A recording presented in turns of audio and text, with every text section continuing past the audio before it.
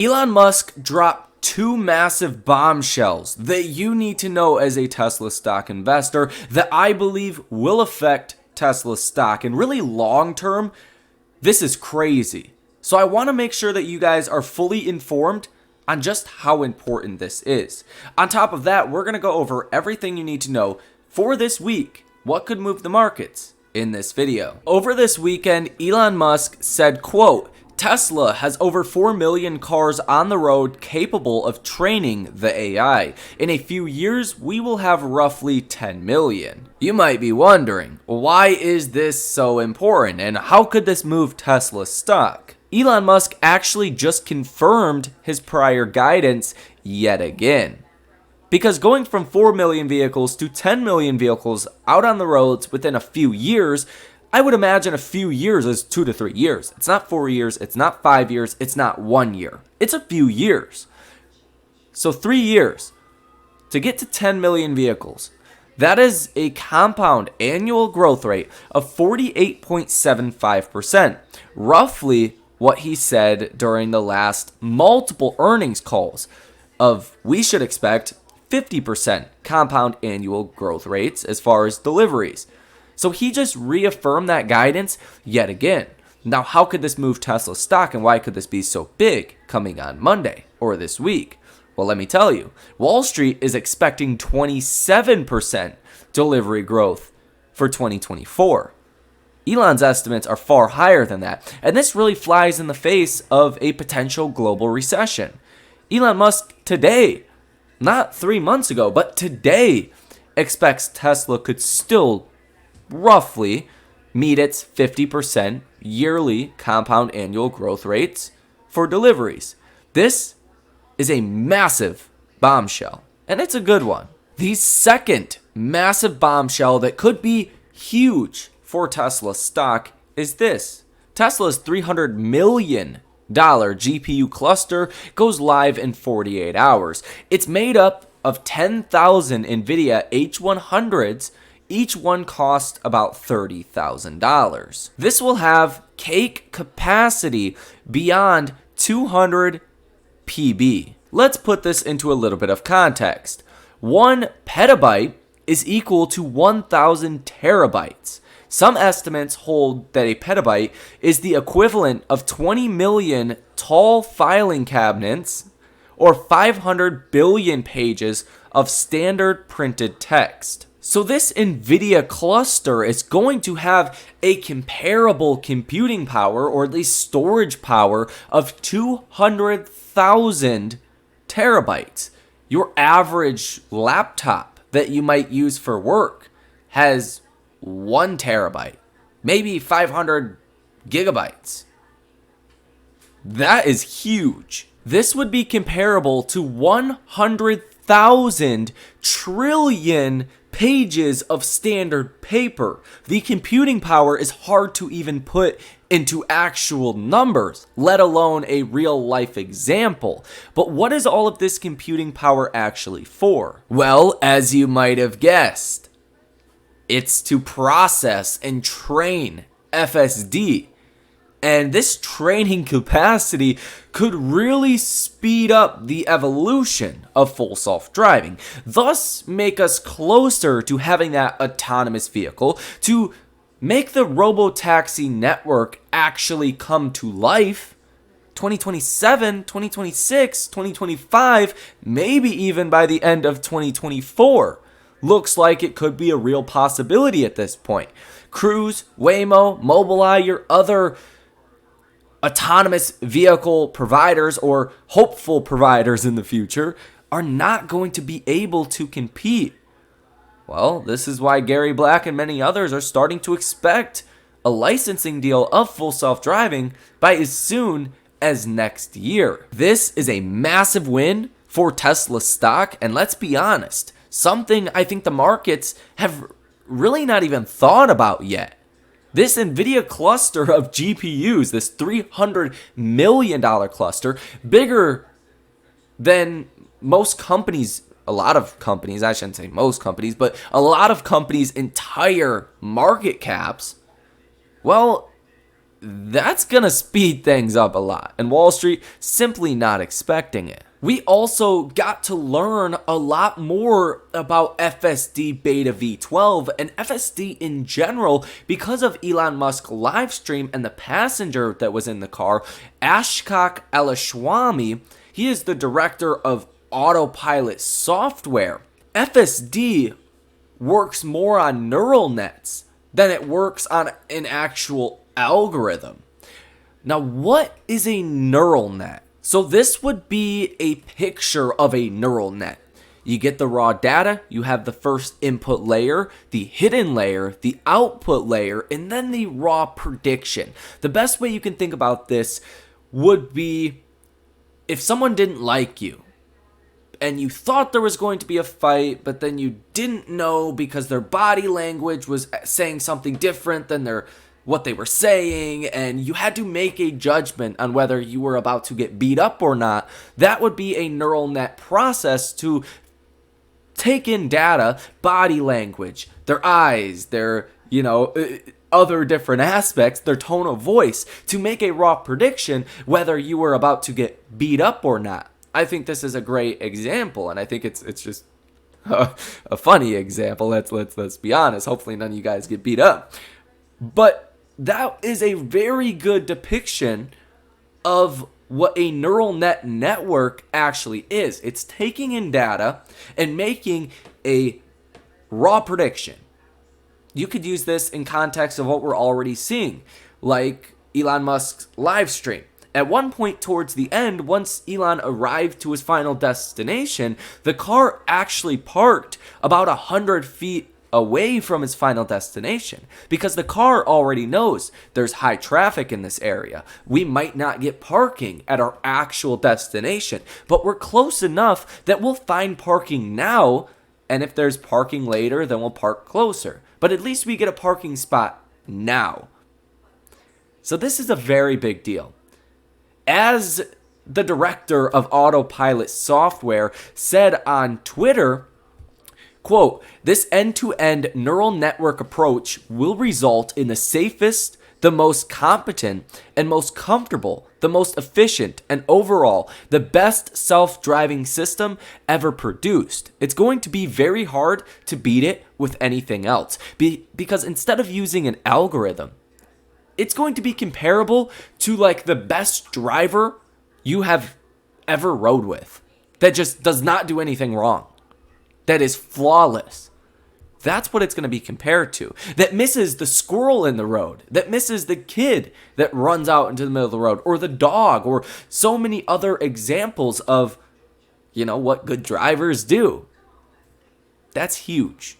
And we got a lot more clarity because of this live stream. We got actual details and depth of how FSD is different and how it's going to be far superior than other full self-driving technologies. And potentially, due to these 10,000 NVIDIA GPUs coming online, able to be trained a lot faster than Wall Street had previously expected. So I do think these two bombshell announcements that we got over this weekend should be very good for Tesla stock and likely send the stock higher in this upcoming week, as long as some of the other catalysts we have this week do not crash the markets, in which we will go over later in this video. In other news over this weekend, we are seeing this picture from Ezekiel Overstreet showing a bunch of Cybertrucks. Let's count these. 1, 2, 3, 4, 5, 6, 7, 8, 9, 10, 11, 12 Cybertrucks pictured all together.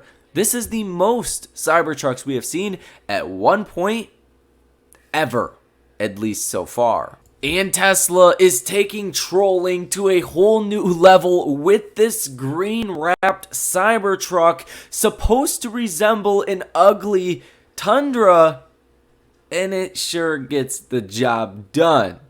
The trolling is off the charts. We are also getting video of this Cybertruck, but this one's unique because we're actually seeing the windshield wiper going back and forth. This thing is huge. The front windshield is massive on the Cybertruck. It's going to be probably pretty great ride as long as your windshield wiper is actually working. If that thing goes out on you in a rainstorm or a snowstorm, boy, are you in big trouble. We are also getting some brand new footage of Tesla's recently upgraded $116 million Megapack site located on the property of the Tesla Gigafactory. Tesla Update 2023.26 lets you view release notes for pending updates. This can be more of a convenience factor because you can't use the vehicle when it's being updated, and some of these updates can take 45 minutes to an hour. So to choose the best time to update the vehicle based on the update you're getting is quite convenient. Let's now go through some of the biggest catalysts we have for the markets, as well as obviously Tesla stock in your portfolios that you really need to know. And these catalysts are going to be very important. And then we're going to go over things like the option activity we seen last week with Tesla stock, how many calls, how many puts were actually bought, and does this give us any sign of what's going to be coming this week for Tesla stock? So let's dive into it with the biggest events of this week. I'm not sponsored by the tradingeconomics.com/the calendar, but you need to keep this on your desktop, on your trading device, whether it's your phone, your desktop, your tablet, whatever the hell it is.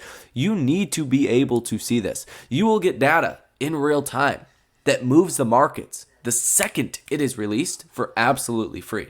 Trust me, I'm not sponsored. I wish I was.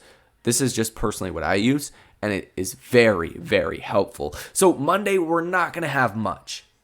There's some bond auctions. There's a couple European Fed speakers.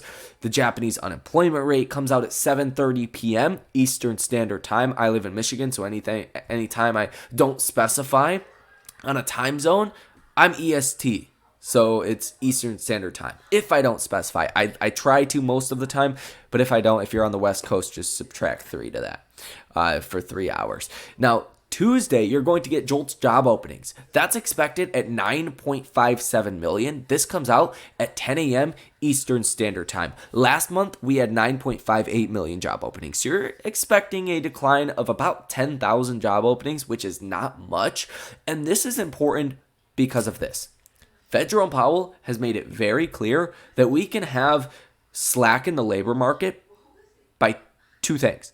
Either people lose their jobs, and that's not good for the economy. That's not good for the markets. That's recession, right? That's the hard landing. Or we can just see JOLTS job openings come down, meaning that McDonald's that is looking to hire 3 employees is now looking to hire 1. Well, your job openings just decreased by 2. That puts more pressure or slack, I guess, whichever way you want to look at it, on the labor market. That's what we need to see to actually start getting Fed rate cuts, because there's no way we're going to get rate cuts if there is so much demand for workers that companies have to keep offering larger incentives and larger hourly, pay rates to attract employees. It's never going to happen. You're never going to sustain 2% inflation long term if you have a super hot labor market. That's why this number will be very important coming Tuesday. For Wednesday, you're going to get the German inflation rate that comes out at 8 o'clock in the morning. It's highlighted as red, so it's expected to be a big kind of volatility event. I don't think it's going to be a huge event, but what we have seen from Europe and Chinese as well as Japan economic data recently, well, it's moved our markets quite a bit. So depending on what happens in Europe, China, Japan, it will have an effect on our markets. Now, you really need to see a big outlier kind of move, whether inflation drops a lot or rises a lot in Germany, I think, to get a reaction to our markets. You're also going to get GDP growth rate quarter over quarter, the second estimates, a lot of finalized data that's going to be coming out as well at 8:30 in the morning on Wednesday. These can move the markets if you get kind of big revisions that come out of it, but I don't have the estimates. I don't think it's going to cause a market reaction, so there's no need to spend 10 minutes going over it. Chinese manufacturing PMI comes out at 9:30 p.m. on Wednesday. You're expecting 49.5. Last month's reading was 49.3. Anything under 50 is contractionary. So China's manufacturing PMI or manufacturing activity is in a contractionary environment. not great, but you're expecting a little bit of a rebound as far as the data on Wednesday. Now, what you're expecting from Thursday is the Eurozone inflation rate year over year and month over month. Expecting month over month inflation at 0.3%, which is 3.6% annualized. That would not be great. Year over year, expecting that at 5%. So a little bit of a deceleration from last month's year over year at 5.3%. But we're still coming off of those base effects where last year you started to see inflation, kind of peak out around this time. So as we're a lot lower today, that year-over-year comp is a lot easier. So, it's good right now, but over the next couple of months, the comp's going to get a lot harder. And that data comes out at 5 o'clock in the morning, Eastern Standard Time on Thursday. Now, what you're going to get for the actual trading day on Thursday is the first major catalyst besides JOLTS job openings, and that will be a big one that we're going to have for our market. So really the second most important catalyst of this week, and that is personal income month over month for the month of July. You're expecting that at 8:30 in the morning, and you're expecting that at 0.3%. Last month's reading was 0.3%. Personal income or personal spending month over month, expecting that at 0.6%. Last month's reading was 0.5%. Spending increasing is not necessarily a bad thing in and of itself. If you get contraction in the labor market, if you get personal spending remaining stable or falling, or personal income remaining stable or falling, that might actually help offset some of the bad things that kind of we're expecting to see or the Fed is expecting to see. If personal spending holds up, well, that's the reason we're not in a recession right now. So you kind of need spending to hold up. So if this number comes in at 0.6%, that's great. If at the same time personal income remains stable and the JOLTS job openings does actually decline, that's probably your best case scenario as far as into your trading day on Thursday. Now, PCE, you're going to get core PCE price index month over month. You're expecting that at 0.2%. 0.2% is fine. That is 2.4% on a month over month annualized 12-month basis. That's great. That's fine. So anything under that is going to be awesome. 0.1% would be 1.2% annualized. That would be the best case scenario. 0.3% or higher is where you get into a problem on your PCE month over month, especially your super core. Now, PCE price index year over year, expecting that at 3.3%. Again, you're coming off of, a problem with the comps. So just the comps from year over year numbers is showing an acceleration in inflation. That's why I think your month over month is going to be a lot more important. PCE price index month over month, expecting that is 0.2%. So as long as you don't see the month over month actually accelerate, I don't think the markets are going to freak out all too much about it.